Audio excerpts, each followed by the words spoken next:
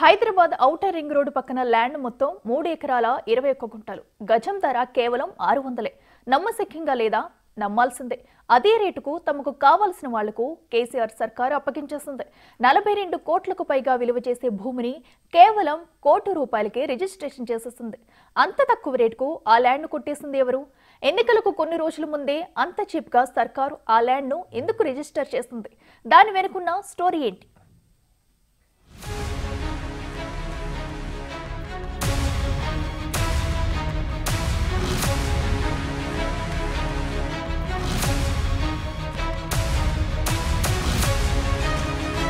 ఇబ్రహీంపట్నం హైదరాబాద్ తూర్పు వైపు శరవేగంగా అభివృద్ధి చెందుతున్న ప్రాంతం.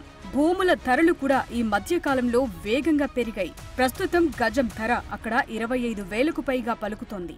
హైదరాబాద్ నాగార్జున సాగర్ హైవేను ఆనుకుని ఔటర్ రింగ్ రోడ్ కు సమీపంలో ఉన్న ఈ ప్రాంతంలో ల్యాండ్ హాట్ కేక్. అలాంటి చోట ఉన్న విలువైన ప్రభుత్వ భూమిని కాపాడటం పోయి ఆక్రమించుకోండి, తరువాత రెగ్యులరైజ్ చేస్తామంటే ఏమనాలి? కేసీఆర్ సర్కార్ హయాంలో అదే జరిగింది. ఇదే ఇబ్రహీంపట్నంలోని శ్రీ ఇందు ఇంజనీరింగ్ కాలేజ్. ఈ కాలేజ్ ల్యాండ్ డీటెయిల్స్ చూడండి. ట్రయాంగిల్ షేప్ లో కనిపిస్తున్న 221 సర్వే నంబర్లో 3 ఎకరాల 21 గుంటల స్థలముంది.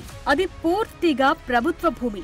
దాని చుట్టూ ఉన్న 220, 222, 223 సర్వే నంబర్లలోని భూములను కొన్న శ్రీ ఇందు ఇంజనీరింగ్ కాలేజ్ యజమాని రంగినేని వెంకట్రావు 221 సర్వే నంబర్లోని ప్రభుత్వ భూమిని ఆక్రమించేశాడు. అనుమతులు లేకుండానే అందులో బిల్డింగ్స్ కట్టేశాడు. రంగినేని వెంకట్రావు అంటే హైదరాబాద్ చుట్టుపక్కల చాలా famous. New Loyola model education సొసైటీని నిర్వహిస్తున్నది ఆయనే. లయోలా మోడల్ స్కూల్స్ తో పాటు శ్రీ ఇందు పేరుతో రకరకాల కాలేజ్లు ఆయనకున్నాయి. విద్యాబుద్ధులు నేర్పించి విద్యార్థులను తీర్చిదిద్దాల్సిన ఆయనే ఇలా సర్కార్ భూములను కబ్జా చేసి ఏం మెసేజ్ ఇచ్చినట్లు? అలా కబ్జా చేస్తున్నప్పుడు అధికారులంతా ఏం చేస్తున్నట్టు? దీనికి నో ఆన్సర్. ఎందుకంటే బీఆర్ఎస్ పెద్దలతో సన్నిహిత సంబంధాలుండడంతో ఆయన చేసిన కబ్జాలకు అంతా వంతపాడారే తప్ప ఎవ్వరూ ఆపే ప్రయత్నం చేయలేదు.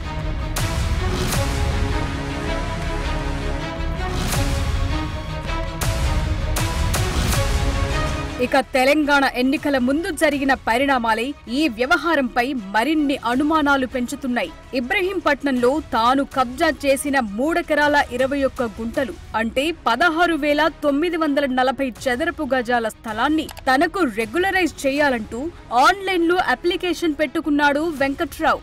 100-150 గజాలు రెగ్యులరైజ్ చేయాలని పెట్టుకున్న దరఖాస్తులను పెండింగ్ లో పెట్టిన ప్రభుత్వం వెంకట్రావు ఫైల్ ను మాత్రం ఆగమేఘాల మీద కదిపింది.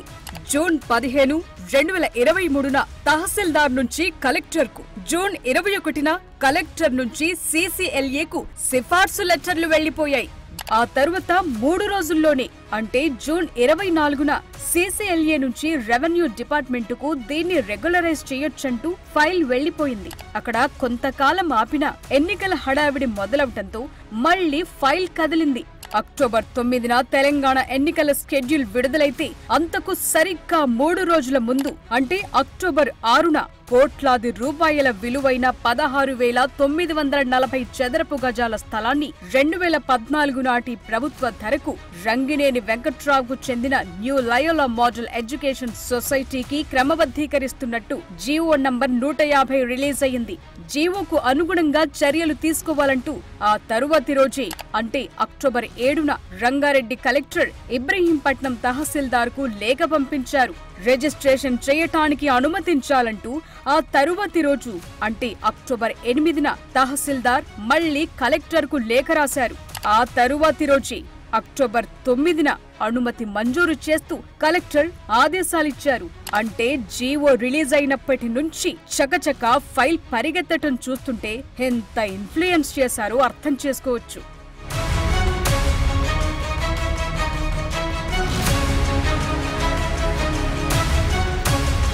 ఇక ఈ జీవోలో ఉన్న మరో కీలక పాయింట్ రెగ్యులరైజ్ చెయ్యమంటూ 2023లో వెంకట్రావు దరఖాస్తు చేసుకున్నప్పటికీ 2014 నాటి బేసిక్ ధరకి భూమి మొత్తం ఇచ్చేయమని ఆదేశించటం.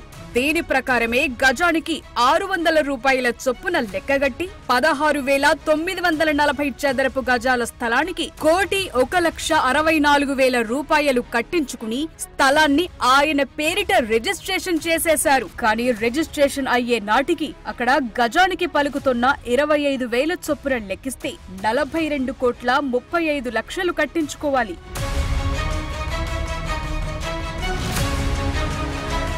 ఇక్కడ ఇంకో ట్విస్ట్ కూడా ఉంది. ఈ రిజిస్ట్రేషన్ కు స్టాంప్ డ్యూటీని, రిజిస్ట్రేషన్ ఫీజును, ట్రాన్స్ఫర్ డ్యూటీని కూడా మాఫీ చేశారు. అసలు 42 కోట్లెక్కడ, కోటి రూపాయలెక్కడ? అంత తక్కువ ధరకు అంత విలువైన భూమిని కట్టబెట్టడానికి ఆయనేమైనా పేదవాడా, లేక ఫ్రీగా సొసైటీకి సర్వీస్ ఏమైనా చేస్తున్నాడా? దాన్ని తెలుసుకోవటానికి బిగ్ టీవీ టీం ఈ స్థలాన్ని కబ్జా చేసిన శ్రీ హిందూ ఇంజనీరింగ్ కాలేజ్ కు వెళ్లి ఫీజుల ఆరా తీసింది. శ్రీ హిందూలో వసూలు చేస్తున్న ఫీజుల గురించి అక్కడి స్టాఫ్ చెప్పిన మాటలు మీరే వినండి.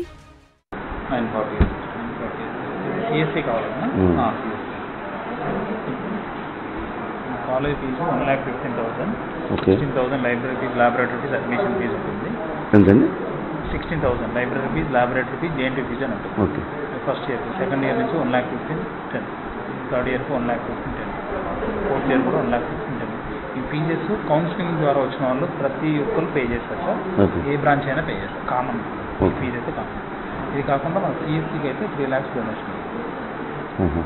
3 lakhs 3.5 ఉంది, 90% అబోవ్ ఉంది కాబట్టి నేను 3 చేశాను, తగ్గించి. ఈరోజు రేపటి వరకే ఉంటాయి సార్. రేపు మధ్యాహ్నం నుంచి కూడా మారవచ్చు. డైలీ అప్డేట్ అవుతూ ఉంటాయి ఫీజెస్. ఈ డొనేషన్ మాత్రం మీరు ఒక డొనేషన్ మారుతుంది అంటున్నారా? ఒకవేళ 4-5 days తర్వాత వచ్చి సార్ ఆ రోజు మాట్లాడుకున్నాం అంత ఫీజు కంటే మాత్రం నేను ఇవ్వలేదు. ఓకే, ఈ ఫీజు కాదు, ఈ డొనేషన్ సీట్స్ అవైలబిలిటీని బట్టి ఆ డొనేషన్ ఉంటుంది. శ్రీ హిందూ ఇంజనీరింగ్ కాలేజ్ లో సీట్ కావాలంటే 3.5 లక్షలు డొనేషన్ కట్టాలట. మెరిట్ స్టూడెంట్స్ అయితే 50,000 తగ్గిస్తారట. ఇలా స్కూళ్లు, కాలేజీల్లో భారీగా ఫీజులు వసూలు చేస్తూ విద్యార్థులను దోచుకుంటున్న వారికి ప్రభుత్వ స్థలాన్ని అంత తక్కువ రేటుకి ఇవ్వొచ్చా? ఒకవేళ రెగ్యులరైజ్ చేయాల్సి వస్తే ఆక్రమించినందుకు జరిమానా వేయటంతో పాటు డబుల్ రేట్ వసూలు చేయాలి. ఈ భూమి ఉన్న షేరిగూడ గ్రామ పంచాయతీలో ఇల్లు లేని పేదలు ఎంతో మంది ఉన్నారు.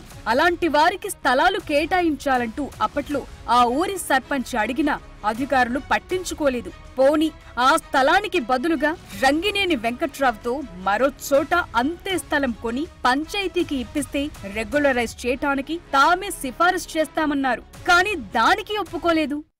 కానీ ఆయనకు 2 నుంచి 500 ఎకరాల వరకు ఆయనకు భూమి ఉంది తెలంగాణ రాష్ట్రంలో. ఆయన ఇప్పుడు పెద్ద ధనికుడు, భూస్వామి. కేవలం ఆ భూమి 4 మూలలు చతురస్రాక 4 మూలలు లెవెల్ కావాలనే ఉద్దేశంతో ఆయనకు ఒక పక్కన ఉంది. ఇది నాకు ఖచ్చితంగా కావాలనే ఉద్దేశంతో ప్రభుత్వ పెద్దలతోటి, బీఆర్ఎస్ ప్రభుత్వంతో ఆయన అది స్వాధీనం చేసుకున్నాడు.